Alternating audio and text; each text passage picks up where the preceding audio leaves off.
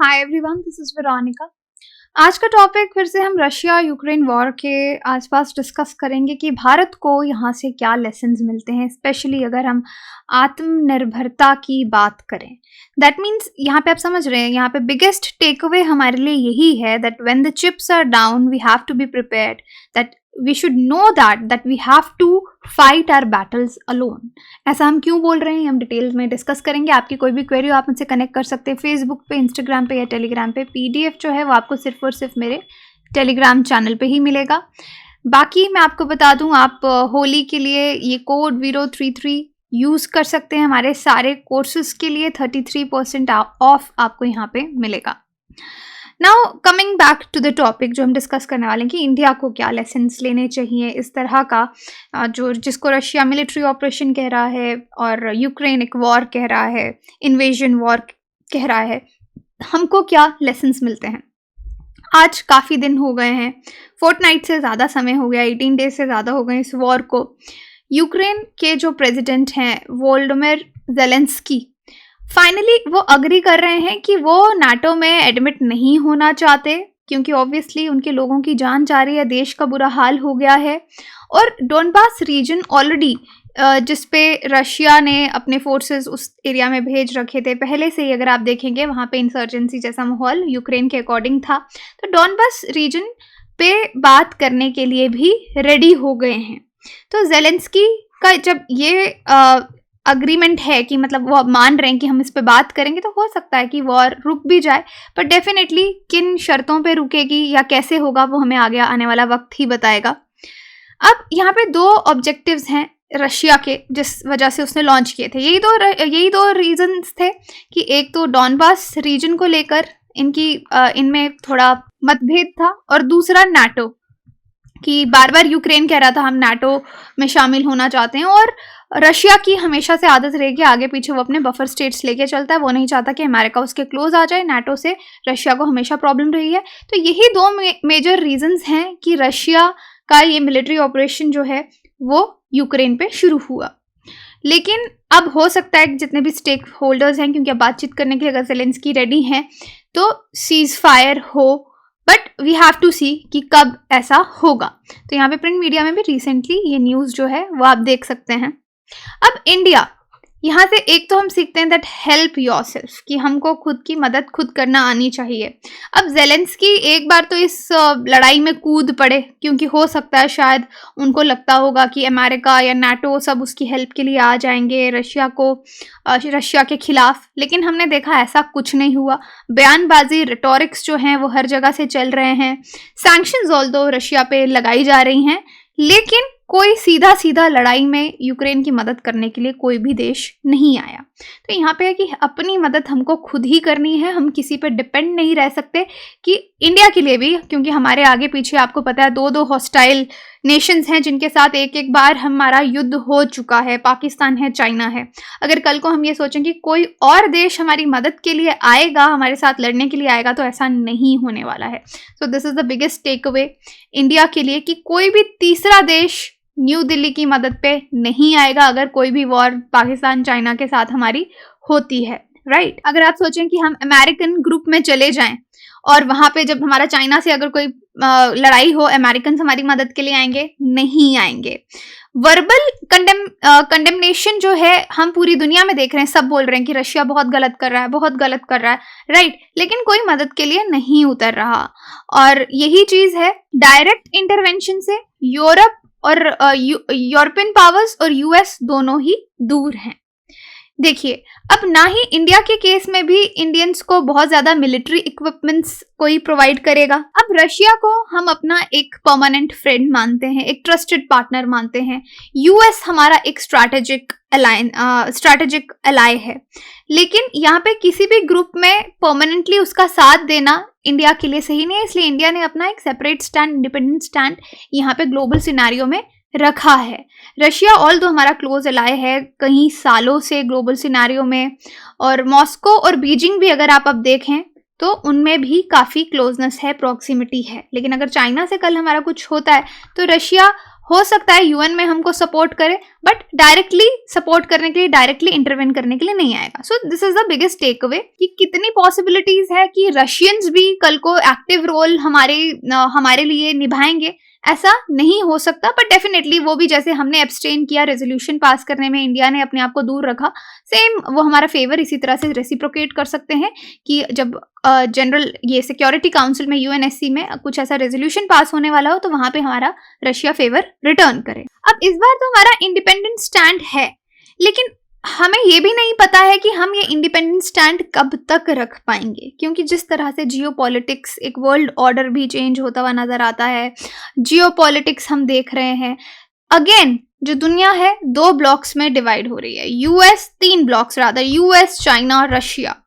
और हमको डिसाइड करना पड़ेगा कि हमको किसके क्लोज रहना है या किस तरीके से बैलेंस बना के सारी पावर्स के बीच में हमको रहना है। यहाँ पे हम बात करेंगे, पहले तो मैं आपको बताती हूँ, रशिया पे हम बहुत ज़्यादा डिपेंड करते हैं आर्म्स के लिए, आर्म्स एंड एम्यूनिशन के लिए रशिया पे हम डिपेंड करते हैं। सप्लाईज टू इंडिया, यहाँ पे आप देख सकते हैं 2013 से 2017 का डेटा हमारे पास है कि इसराइल से हमने 11% लिया, 15% यूएस से लिया, सबसे ज़्यादा किससे लिया? रशिया से, राइट। इंडिया के आर्म्स जो हमने इंपोर्ट किए और वो इंक्रीज हुए हैं 24% बिटवीन 2008 टू 2012 एंड 2013 टू 2017। तो यहाँ पे आप देख सकते हैं कि रशिया पे हम कितना डिपेंड करते हैं। अब यहाँ पे थोड़ा सा एनालिसिस हम यूक्रेन और रशिया की वॉर पे करेंगे आगे बढ़ने से पहले देखिए, रशियन आर्मी एक माइटी आर्मी मानी जाती है। अगर हम उसको यूक्रेन से कंपेयर करें तो आपको समझना होगा यूक्रेन की आर्मी क्वालिटेटिवली और क्वांटिटेटिवली दोनों ही रशिया से इंफीरियर है, उससे अच्छी नहीं है। लेकिन फिर भी इतना लंबा ये मिलिट्री ऑपरेशन चल रहा है, रशिया अपना ऑब्जेक्टिव बहुत जल्दी भी पूरा कर सकता था, लेकिन वो इतना रिस्ट्रेन क्यों रख रहा है? तो इसका मेजर रीज़न ये है कि रशिया ने जब ये लॉन्च किया तो उसने सोचा था कि यूक्रेन में जो भी रशियन स्पीकिंग लोग हैं वो रिवॉल्ट में खड़े हो जाएंगे, रशिया का साथ देंगे, लेकिन ऐसा नहीं हुआ। जिस तरह से आपने पाकिस्तान के केस में देखा था 1965 में, उन्होंने सोचा था कि कश्मीरीज रिवॉल्ट करेंगे इंडिया के अगेंस्ट, लेकिन दे वर डिसअपॉइंटेड। बट सेम चीज़ यहाँ पे देखी कि रशियन स्पीकिंग लोगों ने रशिया का बहुत ज़्यादा साथ नहीं दिया, रिवॉल्ट में कुछ वो खड़े नहीं हुए। अब शुरू में आप रशियन आर्मी इनिशियल डेज में देखेंगे वो बहुत ज़्यादा फास्ट नहीं आ रहे थे। अब ये किस वजह से था? कि आपको क्या लगता है कि उनके पास लॉजिस्टिक्स की कमी है या कोई ऑपरेशनल फ्रिक्शन है? ऐसा नहीं है। यहाँ पे 41st आर्मी ग्रुप जो है 40 ऑड बटालियंस उन्होंने अपनी लगा रखी हैं, 1,20,000 ट्रूप्स हैं उसके। इस तरीके से ये अर्बन बैटल ग्राउंड है, क्योंकि जो यूक्रेन है ये कोई गांव में लड़ाई तो हो नहीं रही, पहाड़ों में लड़ाई हो नहीं रही, एकदम शहरी डेवलप्ड एरिया है। और ऑब्वियसली उनको पता है कि अगर इस तरह से अटैक होगा तो शहरों का बहुत नुकसान होगा। अभी तक वो 3 मेजर फ्रंट से लड़ रहे हैं, 15 सिटीज़ ऑलमोस्ट उन्होंने एड्रेस की हैं और इन्वेस्ट की हैं रशिया ने। यहाँ पे मेजर फ्रंट्स उनका कीव है, नॉर्थ में अगर आप देखेंगे कीव है, खार्कीव उनका ईस्ट में है, और फिर उनके आपके कोस्टल रीजन टाउन्स आ जाते हैं, जैसे मैरियोपोल हो गया, मेलिटोपोल हो गया, ओडेसा हो गया, ये ब्लैक सी से। अगर वो चाहते तो इनका नेवल रूट की स्विच ना कर पाए यूक्रेन पावर्स अपनी मिलिट्रीज के बीच में, कि नेवी, एयरफोर्स या कुछ ऐसा, वो ओडेसा पे भी सीधा सीधा जाके उसको इन्वेड कर सकते थे ऑल्टरनेटिवली, बट उन्होंने ऐसा नहीं किया। फिर आप देखो रशिया ने अभी तक अपना एयरफोर्स का भी इस्तेमाल बहुत ज़्यादा नहीं किया, थोड़ा बहुत किया है, बट एयरफोर्स का नहीं किया। वो उनकी लैंड मिलिट्री जो है उन्हीं के हेलीकॉप्टर्स हैं, एयरफोर्स का इस्तेमाल नहीं हुआ, क्योंकि उनको मालूम है कि उससे बहुत ज़्यादा डिस्ट्रक्शन होगा यूक्रेन का। और यूक्रेन ऑब्वियसली वो इसको गवर्न करना चाहते हैं बाय प्रॉक्सी, राइट। वो यूक्रेन को पूरा रशिया अपने कंट्रोल में रखना चाहता है, लेकिन डायरेक्टली उसको इन्वेड भी नहीं करना चाहता। तो ऐसी सिटी को वो बिल्कुल भी इतना ज़्यादा डिस्ट्रक्शन भी नहीं करना चाहेगा। इसलिए यहाँ पे आप रिस्ट्रेन देख सकते हैं कि एयरफोर्स को यूज़ करने में रिस्ट्रेन रखा है। और एक और यहाँ पे मेजर फैक्टर दोनों आर्मीज़ के बीच में है कि यूक्रेन की जो आर्मी है वो आप देखिए, वो पूरे जोश आप कह सकते हैं, उनका मोराल बहुत हाई है कि हमको अपने देश को डिफेंड करना है। लेकिन रशियन आर्मी में आपको क्या दिखेगा? पहले तो वो डॉनबास रीजन में आए as a peacekeeping force, कि हम यहाँ पे शांति रखने के लिए आए हैं। फिर वो टाइम टू टाइम ऑर्डर का वेट करते हैं, नीड टू नो बेसिस कि अब हमारा क्या काम है। फिर उनको कह दिया जाता है एक दिन की जाइए अटैक कीजिए। पहले उनका माइंडसेट कुछ और था और एकदम से उनका माइंडसेट चेंज कर दिया, राइट। तो यहाँ पे ये डिफरेंसेस देखे जा रहे हैं कि इतना लंबा यहाँ पे ये जो मेरे पूरा ऑपरेशन है ये चल रहा है। खैर, ये मैं आपको रशिया और यूक्रेन का थोड़ा सा एनालिसिस बता रही थी कि किस तरह से ये युद्ध जो है इनका इतना लंबा हो रहा है। अब इंडियन एयरफोर्स भी अगर आप देखेंगे रशिया पे बहुत डिपेंड करती है। कैसे कैसे आप देखिए, इंडियन एयरफोर्स का largest number of Russian assets हैं। रशिया के बाद खुद हमारे पास रशिया से ली हुई चीज़ें सबसे ज़्यादा हैं। तो स्क्रीनशॉट में प्रिंट के द्वारा है ये, आप देख सकते हैं कि IAF is integrating western missile on Su-30 MKI for the first time. India Russia ने इंटर गवर्नमेंट अग्रीमेंट सितंबर में साइन किया था जॉइंट प्रोडक्शन के लिए, स्पेयर पार्ट्स इंडिया में बनाने के लिए, इंडियन मिलिट्री के लिए। तो आप देख सकते हैं कि हम लोगों का एयरफोर्स भी रशिया पे डिपेंड करता है, इंडिया का नेवी भी डिपेंड करता है। तो इन तीनों चीज़ों के आप स्क्रीनशॉट ले सकते हैं कि हम कितना ज़्यादा आर्म्स एंड मिलिट्री के लिए, एम्यूनिशन के लिए वे डिपेंड अपॉन रशिया। या इंडियन आर्मी की डिपेंडेंस यहाँ पे नंबर्स आपको दिखेंगे, जैसे अराउंड 3700 टैंक्स हमने वहाँ से लिए हैं, मोर देन 1600 T-90 टैंक्स लिए हैं, मोर देन 2000 T-72 टैंक्स लिए हैं और गन्स ली हैं, रॉकेट लॉन्चर्स लिए हैं। तो हमारा डिपेंडेंस आपको रशिया पे क्लियरली नज़र आएगा। अब इंडिया का जैसे जो भी पोजीशन हमने लिया है ये एक सही पोजीशन है, और जो भी हमारा पोजीशन है इंडिया का ये हमारे नेशनल इंटरेस्ट में है कि हम अमेरिकन कैंप को एकदम से ऐसा ज्वाइन नहीं कर सकते। हमारे अनरिजॉल्व्ड बॉर्डर्स हैं दो न्यूक्लियर कंट्रीज के साथ, जिनके साथ हमारी हिस्ट्री भी है वॉर्स एंड कन्फ्लिक्ट्स की। तो यहाँ पे जब मैं लेसन्स की बात कर रही हूँ कि इंडिया को इस वॉर से क्या लेसन्स लेने चाहिए, तो नंबर 1 एंड बिगेस्ट लेसन यही है दैट हमको खुद पे ही डिपेंड करना है फॉर द फ्यूचर। हम कोई भी मटेरियल सपोर्ट जो है वो एक्सपेक्ट नहीं कर सकते कि हमको कोई भी सपोर्ट करेगा। हमको अपनी कैपेबिलिटीज़ को इम्प्रूव करना पड़ेगा। अपनी कैपेबिलिटीज़ यानी स्पेंडिंग, डिफेंस पे जो हमारा स्पेंडिंग है और खुद के इंडिजिनियस इक्विपमेंट बनाने की जो कैपेबिलिटी है ये हमको इम्प्रूव करनी पड़ेगी। यानी सेल्फ रिलायंस पे या आत्मनिर्भरता बहुत ज़्यादा यहाँ पे डिपेंड करती है। इंडिजिनियस प्रोडक्ट्स जो इक्विपमेंट्स हैं अपने खुद बनाने होंगे। अपना बजट जो है डिफेंस के लिए उसको इंक्रीज़ करना होगा। हम किसी सेकेंड कंट्री पे डिपेंड नहीं कर सकते अपनी डिफेंस नीड्स को लेकर, चाहे वो वॉर फाइटिंग की बात हो या इक्विपमेंट्स लेने की बात हो।